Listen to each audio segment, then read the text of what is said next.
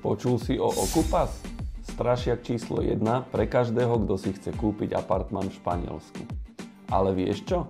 Šanca, že sa ti to stane, je menšia, ako že tu na Slovensku ti sused zaberie tvoje parkovacie miesto.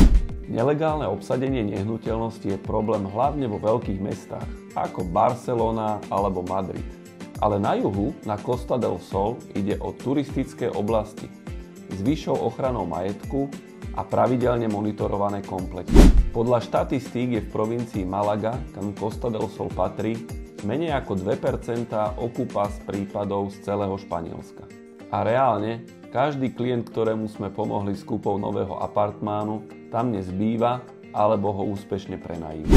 Okrem toho, v týchto komplexoch je 24/7 security, kamery a recepcia, ktorá rieši aj ten najmenší problém. Takže neboj sa senzácií s titulkou, aj u nás na Slovensku máme podvodníkov s bytmi a neplatičov a byty sa tu kupujú a prenajímajú každý deň. Ak chceš vedieť, ako si vybrať apartmán, ktorý je skutočne bezpečný, ozvi sa mi, rád ti s tým pomôžem.